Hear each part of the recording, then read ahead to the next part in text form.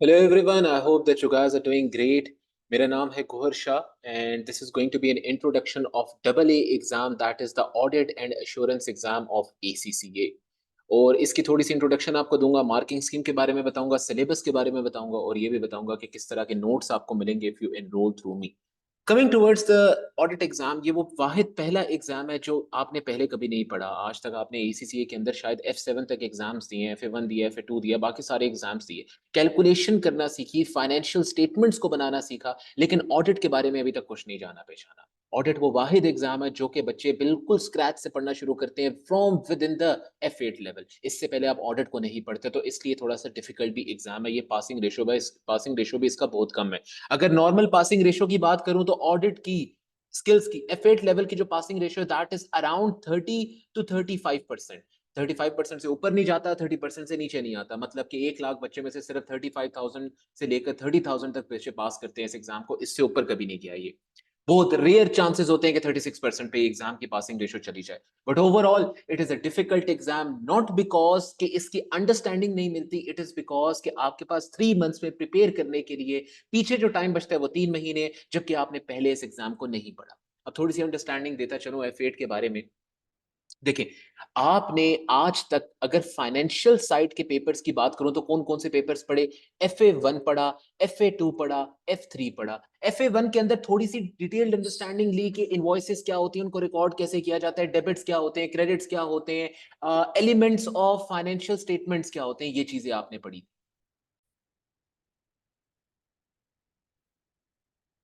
FA2 level के अंदर आपको जो अंडरस्टैंडिंग मिली थी that was a detailed double entry, किस तरह से रिकॉर्ड की जाती है, डेप्रिसिएशन क्या होती है, अमोर्टाइजेशन क्या होती है, इंटेंजिबल एसेट्स क्या होते हैं, नॉन करंट एसेट्स क्या होते हैं, ये चीजें आपने पढ़ी थी। फिर जब आपने F3 की तरफ मूव किया तो आपने फाइनेंशियल स्टेटमेंट्स को एट द एंड एडजस्टमेंट्स के साथ बनाना सीखा, गुडविल कैलकुलेट करना सीखी, स्टेटमेंट ऑफ कैश फ्लोज बनानी सीखी आपने। आपने आपको पेपर के अंदर बनी बनाई फाइनेंशियल स्टेटमेंट्स दी जाती थी और उसके अंदर कुछ एडजस्टमेंट्स करनी होती थी जो कि आप फिल इन द ब्लैंक्स की तरह एडजस्टमेंट करते थे, कैलकुलेट करके लिख देते थे और आपको मार्क्स मिला करते थे उसके। This was the F3 level exam. और अगर आप में से किसी ने भी F7 नहीं दिया या फिर देने भी लगे तो F7 की भी थोड़ी सी इंट्रोडक्शन देता चलूं कि जिस तरह से F3 के अंदर आपके पास फाइनेंशियल स्टेटमेंट्स बनी बनाई होती थी, F7 के अंदर आपको फाइनेंशियल स्टेटमेंट्स बनानी पड़ती हैं फ्रॉम स्क्रैच, जीरो से। एक्सेल की शीट के अंदर you have to make the financial statements yourself. ठीक है, इसी वजह से आपकी ये बेस बनी हुई थी डबल एंट्रीज की, रिकॉर्डिंग की, फाइनेंशियल स्टेटमेंट्स की। तो F7 लेवल पे जाके फाइनेंशियल स्टेटमेंट्स को बनाना थोड़ा सा इजी लगता है। और F7 की बेसिस पे आप कल को एक और प्रोफेशनल लेवल के एग्जाम पढ़ोगे, that will be the strategic business reporting exam या फिर SBR का एग्जाम। अब आता हूं मैं ऑडिट की तरफ, जिसका ये इंट्रोडक्शन है, जिसका ये डेमो लेक्चर। ऑडिट की दुनिया के अंदर एक डिफरेंस है फ्रॉम द F7 लेवल। अगर आपने F7 को पढ़ा हुआ है तभी आप ऑडिट को पढ़ते हो, उसके बगैर आप ऑडिट के एग्जाम को नहीं पढ़ते कभी भी, ना कभी उसका एग्जाम देते हो, क्योंकि F7 की नॉलेज आपको चाहिए होती है to pass the F8 exam. मैं अंडरस्टैंडिंग आपको देता हूं। आपने फाइनेंशियल स्टेटमेंट्स बनाना सीखी विद इन F7। अब इमेजिन करें ये फाइनेंशियल स्टेटमेंट्स बनाई क्यों जाती थी। सवाल, question number one is why why are these financial statements required in the world of accounting and finance. ACC के अंदर आपको फाइनेंशियल स्टेटमेंट्स बनाना क्यों सिखाया गया, उसकी रीजंस बताता हूं। इन्हीं फाइनेंशियल स्टेटमेंट्स के ऊपर रिलाय करते हुए यूजर्स ने डिसीजंस लेने होते हैं। एग्जाम्पल लेते हैं, GZS गोहर जेब शाह कंपनी के नाम से कोई कंपनी है जो कि स्टॉक एक्सचेंज पे लिस्ट होने जा रही है या फिर किसी बैंक से लोन लेने के लिए जा रही है। इन्वेस्टर ये डिसीजन लेगा कि क्या मैंने इस कंपनी में इन्वेस्ट करना है या नहीं करना, किस बेसिस पे? फाइनेंशियल स्टेटमेंट्स को देखकर। ये कंपनी कितने प्रॉफिट्स बनाती है, statement of profit and loss को देखेगा वो। बैंक बैंक से अगर मैंने $1 मिलियन का लोन लेना है तो बैंक ये डिसाइड करेगा फाइनेंशियल स्टेटमेंट्स को देख करके क्या मैंने GZS कॉर्पोरेशन को लोन देना है या फिर नहीं देना। किस बेसिस पे डिसाइड करेगा? वो एसेट्स को देखेगा कि क्या इसके एसेट्स इतने हैं कि हमारे से जो ये लोन ले रही है ये कंपनी, वेदर कल को ये लोन वापस ना दे सके तो हम लोग इसके एसेट्स बेच के क्या ये लोन की कीमत पूरे कर सकते हैं या फिर नहीं कर सकते। अब जब एक F7 पास्ट बच्चे को और SPR के पढ़े हुए बच्चे को, चलो F7 लेवल पे आते हैं, F7 पास्ट बच्चे को जब फाइनेंशियल स्टेटमेंट्स बनाना आ जाती है, he knows the ins and outs with in the financial statement. F1 की अगर थोड़ी सी याद दहानी कराता चलो तो यहाँ पे आपने डिफरेंट टाइप्स ऑफ फ्रॉड्स पढ़े थे, आपने पढ़ा था कि फाइनेंशियल स्टेटमेंट्स को जानबूझ के विंडो ड्रेसिंग की जा सकती है, जानबूझ के एज अ कंपनी मैं अपनी फाइनेंशियल स्टेटमेंट खुद बना रहा हूं, मुझे पता है कि मैंने ये फाइनेंशियल स्टेटमेंट्स कल को बैंक को देनी है, बैंक मुझे इसकी बेसिस पे लोन प्रोवाइड करेगा। अब सवाल ये उठता है कि उसके अंदर लिखे गए assets, let's suppose non current assets की value, property plant and equipment के अंदर मैंने लिखा 1 मिलियन की वैल्यू लिखी, हो सकता है असल में ये एसेट सिर्फ और सिर्फ $100,000 के हो, लेकिन मैं $1 मिलियन लिख रहा हूं। जब बैंक देखेगा इसके पास एसेट ज्यादा है, वो मुझे लोन देने के लिए एकदम से बोलेगा, हाँ, वो मुझे लोन देने के लिए बोलेगा, यार तुम कम लोन ना लो, मेरे से ज्यादा लोन ले लो, क्योंकि तुम्हारे पास एसेट ज्यादा पड़े हुए। जब मैं इन्वेस्टर के सामने जाके अपनी statement of profit and loss present करूंगा, उसमें जानबूझ के अपना रेवेन्यू में ज्यादा कर सकता हूं। असल में मेरा रेवेन्यू 0.2 मिलियन का था, मैंने 1 मिलियन का रेवेन्यू लिख दिया। असल में मेरे पास प्रॉफिट्स आया करते थे $50,000 के, मैंने $100,000 के प्रॉफिट्स लिख दिए, नेट प्रॉफिट आफ्टर टैक्स लिख दिया। अब इससे होगा क्या, जब इन्वेस्टर देखेगा कि इतने ज्यादा प्रॉफिट्स ये कंपनी बना रही है, तो वो इन्वेस्टमेंट भी ज्यादा करने के लिए रेडी होगा, लेट अलोन वो डिसीजन लेगा कि हाँ मैंने इसमें इन्वेस्टमेंट करनी है, because this company is a very good company. लेकिन उसको क्या पता कि ये फाइनेंशियल स्टेटमेंट्स जानबूझ के ऐसे बनाई गई हैं ताकि आपका डिसीजन ठीक हो हमारे लिए। इसीलिए दुनिया के अंदर ऑडिटर्स आए, और आपने एसीसीए के अंदर पढ़ा ऑडिट का एग्जाम F8 लेवल पे। ऑडिट के एग्जाम के अंदर यही फाइनेंशियल स्टेटमेंट्स जो कि आपने F7 लेवल पे बनाना सीखी, using different standards, IS 16, IS 38, IFRS 5, statement of cash flows, changes in equity, इसके साथ साथ बाकी डिफरेंट स्टैंडर्ड्स, IS 37 प्रोविजन, इसके साथ साथ रेवेन्यू, IFRS 15, बाकी एक्सपेंसेस आ गए, और आखिर में प्रॉफिट्स आ गए, टैक्सेशन।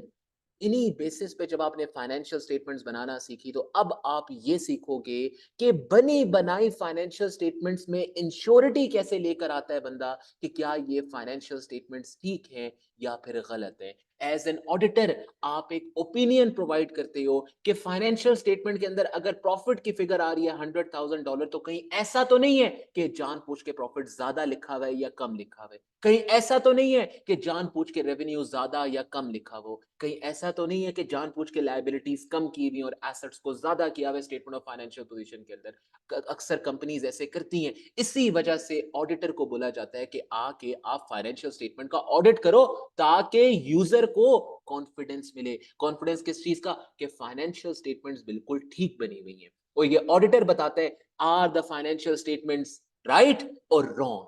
बस ये ऑडिट के एग्जाम में आप पढ़ते हो। इस एग्जाम के अंदर आप कैलकुलेशंस करना सीखते हो, आप कैलकुलेशंस इस बेसिस पे करते हो कि यार F5 में आप कैलकुलेशंस किया करते थे, F2 में करते थे कि पिछले साल से रिसीवेबल मेरा 20% ग्रो कर रहा है। एक ऑडिटर कहता है कि 20% ग्रोथ का मतलब ये है कि शायद शायद कोई रिसीवेबल हमें पे ना कर सके, और अभी भी हमने रिकॉर्ड करके रखा है बैड डेट वाली सिचुएशन। हो सकता है bad debt expense profit and loss में पूरा नहीं रिकॉर्ड किया हुआ कंपनी ने, ताकि उसके प्रॉफिट ज्यादा आ सके, एक्सपेंस कम किया प्रॉफिट ज्यादा आ गया। ऑडिटर इन्हीं चीजों को देखते हैं। इस एग्जाम के अंदर F8 लेवल पे आप यही चीजें पढ़ते हैं। अगर मैं सिलेबस की तरफ आऊं एग्जाम के, तो सिलेबस एग्जाम का कहता है सबसे पहले हम लोग पढ़ेंगे ऑडिट फ्रेमवर्क एंड रेगुलेशन, जिसमें हम लोग कॉन्सेप्ट ऑफ ऑडिट, ऑडिट की अंडरस्टैंडिंग लेंगे, ऑडिट होता क्या है, ऑडिट किया किस चीज का जाता है, क्यों किया जाता है, यही जो मैंने अभी आपको सारी की सारी अंडरस्टैंडिंग दी, यही अंडरस्टैंडिंग इस लेवल पे हम लोग लेते हैं सबसे पहले चैप्टर के अंदर। फिर उसके बाद एक्सटर्नल ऑडिट्स क्या होते हैं, इंटरनल ऑडिट्स क्या होते हैं, इसमें डिफरेंस क्या होता है। एक्सटर्नल ऑडिटर्स जो डिफरेंट फर्म्स में बैठे होते हैं, केपीएमजी, पीडब्ल्यूसी, फर्गुसन, ईवाई, इन फर्म्स के अंदर बैठे हुए ऑडिटर्स और इंटरनल ऑडिटर्स में क्या फर्क होता है, ये भी हम लोग पढ़ते हैं। एक्सटर्नल ऑडिट इन इटसेल्फ होती क्या चीज है, ये क्यों कराई जाती है, ये भी हम लोग पढ़ते हैं। कॉर्पोरेट गवर्नेंस, कॉर्पोरेट गवर्नेंस का टॉपिक आपने एफबीटी के अंदर भी पढ़ा था, F1 में भी पढ़ा था, जहां पे हम ये देखते हैं कि कंपनी के टॉप पे बैठे हुए लोगों को रेगुलेट कैसे किया जाता है। अगर कंपनी में एक एग्जीक्यूटिव डायरेक्टर बैठा हुआ है, तो उसको ओवरसी कौन करेगा, अगर उसको कोई देखेगा नहीं, तो वो कंपनी को अपनी मर्जी से चलाएगा जैसे वो चलाना चाहे। लेकिन हम लोग ऐसा बर्दाश्त नहीं कर सकते बिल्कुल। उसके बाद कोड ऑफ एथिक्स, किसी भी इंगेजमेंट को, किसी भी ऑडिट, किसी कंपनी का ऑडिट करने के लिए जा रहे हो, उससे पहले आपको ये असेस करना होता है क्या मैं इस कंपनी का ऑडिट कर भी सकता हूं या नहीं कर सकता। कोड ऑफ एथिक्स हम लोग पढ़ते हैं। कोड ऑफ एथिक्स आपको तमीज सिखाते हैं, आपको मॉरल सिखाते हैं, आपको प्रोफेशनल बनाते हैं, आपको ये बताता है कि दुनिया के अंदर जब ऑडिट की फील्ड में बैठे हुए होगे, तो प्रोफेशनल रहने, आपने झूठ नहीं बोलना, ऑनेस्ट रहने, आपके पास फ्रॉड होने के चांसेस ज्यादा होंगे, आप फ्रॉड पकड़ोगे तो उसको कैसे हैंडल करने। कोड ऑफ एथिक्स आपको ये सिखाता है, और ये प्रैक्टिकल लाइफ से लिंक्ड है।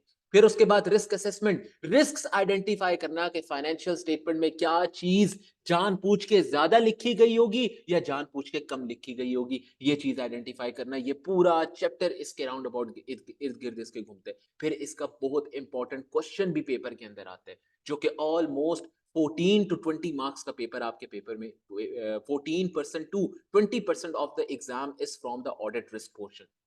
कोड ऑफ एथिक्स से almost 5%, almost 5% to 10% of the exam code of ethics से उठ के आ रहा होता है। 5% to 10% of the exam code of ethics से आता है। अगर मैं कॉर्पोरेट गवर्नेंस की बात करूं तो राउंड अबाउट हर एक अटेम्प्ट को छोड़ के अगले अटेम्प्ट में एग्जामिनर ने कॉर्पोरेट गवर्नेंस का क्वेश्चन पूछा होता है, और ये आपका अगेन 5 to 10% एग्जाम का पोर्शन रिप्रेजेंट करता है। ये अगर मैं इससे नीचे आऊं तो यहां पे फॉल करता है इंटरनल कंट्रोल। इंटरनल कंट्रोल का टॉपिक आपने एफबीटी के अंदर पढ़ा था, बिजनेस टेक्नोलॉजी में पढ़ा था, F1 में पढ़ा था। इंटरनल कंट्रोल्स में क्या चीज आप पढ़ते हो? अगर मेरी कंपनी है तो मेरी कंपनी को चलाने के कोई प्रोसीजर्स होंगे, कोई पॉलिसीज होगी। ऐसे नहीं हो सकता कि अगर आज मैं एक चेक बनाता हूं अपने सप्लायर के लिए कि उसने मुझे चीजें बेची थी तो मैं बस वो चेक जाके उसको दे दूं। नहीं, उस चेक को पहले चेक किया जाएगा कि क्या ये चेक की अमाउंट ठीक है। कहीं ऐसा तो नहीं कि झूठा मूठा कोई सप्लायर बना के रख दिया गया हो और उसको ये पेमेंट दे रहे हो और वो पेमेंट भी कोई हमारा एम्प्लॉय चोरी करके लेके जा रहा हो। इंटरनल कंट्रोल्स टू इंश्योर कि कंपनी के अंदर हर एक प्रोसेस ठीक तरीके से चले। इंटरनल कंट्रोल्स अगर बात करूं तो ये क्वेश्चन भी बहुत इंपॉर्टेंट होता है। Almost 15 to 20% of the exam इस पोर्शन से उठ के आते हैं। इंटरनल कंट्रोल्स में से एग्जामिनर 3 टाइप्स के क्वेश्चन पूछते हैं आपसे। तीनों टाइप्स के क्वेश्चन मैंने अपने सिलेबस के अंदर कवर अप करवाए, मैं उनको सॉल्व करवाया है पास्ट एग्जाम्स के थ्रू, पास्ट एग्जाम के क्वेश्चंस के थ्रू, किट के क्वेश्चंस के थ्रू मैंने इसको कवर अप करवाया है। अगर मैं आगे आऊं तो यहाँ पे ऑडिट एविडेंस, दुनिया की मशहूर जमाना बदनाम चीज जिसको हम लोग प्रोसीजर्स कहते हैं। आप जब F7 में थे, जब F3 में थे, आपने F8 के बारे में सुना तो आपको हर बच्चे ने ये बताया कि F8 में सबसे मुश्किल तरीन चीज होती है प्रोसीजर्स बनाना। प्रोसीजर्स क्या होता है? किस तरह से आप इंश्योर करोगे कि फाइनेंशियल स्टेटमेंट में लिखी गई हर एक चीज क्या वो ठीक है, क्या वो गलत है। इसको बोलते हैं प्रोसीजर्स। हर एक स्टेप को स्टेप बाय स्टेप एक्सप्लेन करना, हर एक चीज को स्टेप बाय स्टेप एक्सप्लेन करते हुए चलना, किसी चीज को मिस ना करना। प्रोसीजर्स। अगर मैंने यहां से उठाया है पेन तो मैं उसको इंग्लिश में कैसे लिखूंगा? मेरा हाथ नीचे गया, उसने पेन उठाया और मैंने उससे लिखना शुरू किया। हर एक चीज को स्टेप बाय स्टेप एक्सप्लेन करना, प्रोसीजर्स बनाना। कि अगर रेवेन्यू को मैंने देखना था कि कहीं जानबूझ के ज्यादा तो नहीं लिखा हुआ, तो उसको मैंने कैसे असेस किया कि वो कहीं ज्यादा तो नहीं लिखा हुआ। मैंने इनवॉइसेस चेक की, मैंने ये चेक किया, मैंने वो चेक किया। अगर मैंने एसेट्स को देखना था कहीं वो जानबूझ के ज्यादा एसेट्स तो नहीं रिकॉर्डेड, उनकी वैल्यू ज्यादा तो नहीं रिकॉर्ड हुई, तो मैंने कैसे चेक किया? मैंने डेप्रिसिएशन को रिकैलकुलेट किया और मैंने देखा कि यार कहीं मैनेजमेंट ने कम डेप्रिसिएशन तो नहीं कैलकुलेट की हुई। मैंने उन एसेट्स को असल में जाके देखा, फिजिकली जाके देखा कि क्या जो मैनेजमेंट ने एसेट रिकॉर्ड किया हुआ, अगर एक बिल्डिंग बोल रहे हैं हमारे पास है $1 मिलियन की, असल में वो बिल्डिंग है भी या नहीं है। मैंने ये देखा कि मैनेजमेंट कह रही है इसकी $1 मिलियन की मार्केट के अंदर फेयर वैल्यू है, रीवैल्यू कर रहे हैं हम लोग इसको, क्या असल में मार्केट में इसकी फेयर वैल्यू 1 मिलियन की है भी या नहीं। स्टेप बाय स्टेप ये प्रोसीजर्स बनाना मैंने अपने कोर्स के अंदर बहुत इजीली समझाया हुआ है। 4 स्टेप्स को यूज करके इन प्रोसीजर्स को बनाना मैंने सिखाया है इनको। And these procedures are really easy to make. F8 के अंदर अगर सबसे आसान तरीका बताऊं प्रोसीजर्स, F8 में सबसे आसान पोर्शन बताऊं ना तो वो प्रोसीजर्स ही है, जबकि सारे स्टूडेंट्स इसको कहते हैं कि दिस इज वेरी डिफिकल्ट। ये आपका अगला पोर्शन है। अब इससे स्पेसिफिक अगर मैं आपको बताऊं तो ये एग्जामिनर की मर्जी है। Anywhere from 10% to 20% of the exam आपके प्रोसीजर्स से रिलेट करेगा। एग्जामिनर आपको बोलेगा मुझे इनटेंजिबल एसेट्स के ऊपर प्रोसीजर बना के दे दो, मुझे रेवेन्यू पे प्रोसीजर्स बना दो, मुझे इस चीज पे प्रोसीजर्स बना दो, मुझे उस चीज पे प्रोसीजर्स बना दो। एग्जामिनर की मर्जी है। 10 to 20% of the exam comes from the substantive procedures. Around 18% आप ऑन एन एवरेज समझ लें कि आपका एग्जाम प्रोसीजर से उठ के आएगा। अगर इससे आगे चलूं तो जब ऑडिट कंक्लूड हो रहा होता है, जिस वक्त ऑडिट खत्म होने लगता है, तो हम लोग ये नहीं कहते कि फाइनेंशियल स्टेटमेंट्स बिल्कुल ठीक है, इसमें कोई गलती नहीं है। नहीं, पहले एक और स्टेप लगाया जाता है, रिव्यू एंड रिपोर्टिंग, जिसमें आपका एक बहुत पुराना स्टैंडर्ड सब्सिक्वेंट इवेंट्स, हम लोग इसको पढ़ते हैं कि ऑडिटर की क्या रिस्पॉन्सिबिलिटी होती है in relation to subsequent events. ये पैसिव ड्यूटी क्या चीज है, ये एक्टिव ड्यूटी क्या चीज है, ये हम लोग पढ़ते हैं। गोइंग कंसर्न क्या चीज होती है, F7 में आपने पढ़ा था company, if the company is not a going concern तो ब्रेकअप बेसिस पे फाइनेंशियल स्टेटमेंट्स बनाई जाती हैं। ये गोइंग कंसर्न क्या होती है, ऑडिटर की क्या रिस्पॉन्सिबिलिटीज है गोइंग कंसर्न से रेलेवेंट, हम लोग ये भी पढ़ते हैं। रिटन रिप्रेजेंटेशन क्या होती है, मैनेजमेंट से लिखवा के ले लो कि आपने जो फाइनेंशियल स्टेटमेंट में चीज डाली है वो ठीक तरीके से डाली है, हर एक चीज पे रिटन रिप्रेजेंटेशन लो। ये भी हम लोग पढ़ेंगे, कब ली जाती है, और अगर मैनेजमेंट ना दे तो हम लोग फिर यूजर को क्या बताते हैं कि फाइनेंशियल स्टेटमेंट ठीक है या फिर गलत है, इसका क्या इफेक्ट आता है, ये भी हम लोग पढ़ते हैं। फिर audit finalisation and final review, जब ऑडिट कंप्लीट हो जाता है तो उसका एक रिव्यू परफॉर्म किया जाता है, ओवरऑल उसको चेक किया जाता है कि क्या हमने ऑडिट ठीक किया था या नहीं किया था। इतना डिटेल में नहीं है, ट्रिपल ए लेवल पे this is very much more detailed, hot review, cold review, लेकिन हम लोग इसको पढ़ते हैं। ठीक है, फिर independent auditors report. Auditor report वो सेक्शन है जहां से ऑलमोस्ट आपके पेपर में 5 to 10% आप एक्सपेक्ट करेंगे यहां से आपका एग्जाम आएगा। नॉर्मली हर एग्जाम में एग्जामिनर 5% का एग्जाम ऑडिट रिपोर्ट से लाजमी पूछता है, इसको एग्जामिनर नहीं छोड़ता कभी भी। और ऑडिटर रिपोर्ट के अंदर हम लोग एक, आपने देखा होगा पैम्फलेट्स बने हुए होते हैं एडवर्टाइजिंग कंपनीज के, अच्छे प्रोफेशनल किस्म की वर्ड्स लिखे हुए होते हैं। इसी तरह से ऑडिटर अपनी रिपोर्ट बनाता है जिसके अंदर वो लिख के देता है कि इस GZS कॉर्पोरेशन कंपनी का हमने ऑडिट किया था और इस कंपनी के फाइनेंशियल स्टेटमेंट्स ठीक हैं या फिर गलत हैं, इसकी रीजनिंग देते हैं और हर एक चीज बताते हैं ऑडिटर इसके लिहाज से। This is the overall audit. और फिर कुछ अलग चीजें आ जाती है, एम्प्लॉयबिलिटी एंड टेक्नोलॉजिकल स्किल्स, ये आपके MCQs में बहुत ज्यादा पूछा जाता है, ये वाला पोर्शन ये वहां के लिए इंपॉर्टेंट है, बहुत ज्यादा नहीं, ऑलमोस्ट अराउंड 2% टू आप एक्सपेक्ट कर ले 5% ऑफ द एग्जाम यहां से उठ के आ। This is the whole syllabus of F8 जो हम लोग पढ़ते हैं। अब अगर मैं एग्जाम की तरफ आऊं, ओवरऑल एग्जाम के पैटर्न की तरफ आऊं, तो आपका F8 का एग्जाम दो सेक्शंस में डिवाइडेड है। सेक्शन नंबर ए में अगर आपको याद हो F2 लेवल पे, F3 लेवल पे, F1 लेवल पे, इवन F7 अगर आपने दिया तो उसमें भी, F6 भी दिया तो उसमें भी, F5 भी दिया तो उसमें भी आपके क्वेश्चंस आया करते थे MCQs। MCQs आखिर में जो पूछे जाते थे, एक स्टोरी दे दी जाती थी और उस स्टोरी के साथ लिंक्ड 5 MCQs होते थे या 3 होते थे या 2 होते थे। आपने उस स्टोरी को यूज करते हुए इन पांचों MCQs को सॉल्व करना होता था। Same is the case here, यहां पे आपको 3 स्टोरीज दी जाएंगी, 3 OTQs, 3 स्टोरी बेस्ड क्वेश्चंस दिए जाएंगे। उस स्टोरी के साथ लिंक्ड, हर स्टोरी के साथ 5 MCQs लिंक्ड होंगे, यानी कि इन टोटल 15 MCQs आपको सॉल्व करने होंगे, 5-5 के ग्रुप में, और हर एक ग्रुप में एक स्टोरी होगी और उसके साथ लिंक्ड 5 MCQs होंगे। हर एक MCQs के 2 मार्क्स, यानी इन टोटल आपके सेक्शन ए के बन गए 30 मार्क्स, यानी MCQs से आपको मिलते हैं 30 मार्क्स। अब अगर MCQs की बात करूं कि एग्जामिनर क्या कहता है कौन से सिलेबस से सेक्शन ए ज्यादा पूछा जाएगा, एग्जामिनर ने बोला हुआ है कि मैं पूरे के पूरे सिलेबस से कहीं से भी उठा के सेक्शन ए में MCQs डाल सकता हूं। लेकिन जो एग्जामिनर की अप्रोच है वो कुछ ऐसी है कि वो एक क्वेश्चन, ऑलमोस्ट 90% चांसेस होते हैं कि एक स्टोरी वो ऑडिट रिस्क के पोर्शन से दे दे और एक स्टोरी शायद वो इंटरनल कंट्रोल के पोर्शन से दे दे और एक स्टोरी उसकी मर्जी है वो कहां से दे। अब इन पोर्शंस के अंदर से भी बाकी चीजें भी टेस्ट हो सकती है। अगर एक स्टोरी ऑडिट रिस्क की आई हुई है तो इसका मतलब ये नहीं कि उसमें और कुछ नहीं टेस्ट होगा, सिर्फ ऑडिट रिस्क टेस्ट होगा। हो सकता है 1 या 2 MCQs स्टोरी के बेस जो हैं वो एथिक्स के आ जाए, और ऐसा होता भी है। ओवरऑल सेक्शन ए के क्वेश्चंस कहीं से भी उठ के आ सकते हैं, सेक्शन ए की स्टोरीज, सेक्शन ए के MCQs कहीं से भी पूछे जा सकते हैं। इस पे आप कोई स्टेटमेंट नहीं दे सकते कि एग्जामिनर कहां से पूछेगा इस बार, पिछली बार कहीं और से आया तो इस बार कहां से आएगा। We can not state that. अगर मैं इससे आगे आऊं तो सेक्शन नंबर बी के अंदर अगर आऊं तो 3 क्वेश्चंस आपको मिलेंगे। पहला क्वेश्चन जो होगा सेक्शन बी में टाइपिंग वाला क्वेश्चन होगा जो कि 30 मार्क्स के लिए होगा। ये 30 मार्क्स डिफरेंट पार्ट्स में डिवाइडेड होंगे। एग्जामिनर बोलेगा मुझे ये एक्सप्लेन कर दो, या ऑडिट रिस्क आइडेंटिफाई कर दो, या फिर मुझे मटेरियलिटी के बारे में एक्सप्लेन कर दो, परफॉर्मेंस मटेरियलिटी के बारे में बता दो, कोड ऑफ एथिक्स के बारे में बता दो, सिनेरियो के साथ लिंक करके आंसर दो मुझे। डिफरेंट किस्म की रिक्वायरमेंट्स होंगी। हर एक रिक्वायरमेंट 5 मार्क्स की भी हो सकती है, 10 मार्क्स की भी हो सकती है, 18 मार्क्स की भी हो सकती है। इस तरह से 30 मार्क्स ब्रेकअप होंगे इनटू डिफरेंट पार्ट्स, सब डिविजन्स। क्वेश्चन नंबर 2 के 20 मार्क्स, ये भी इसी तरह डिवाइडेड होगा फर्दर। क्वेश्चन नंबर 3 के भी 20 मार्क्स और ये भी इसी तरह से डिवाइडेड होगा फर्दर। अब एग्जामिनर ये नहीं बताता कि क्वेश्चन नंबर 1 किधर से आएगा 30 मार्क्स का, क्वेश्चन नंबर 2 किधर से आएगा और क्वेश्चन नंबर 3 किधर से आएगा।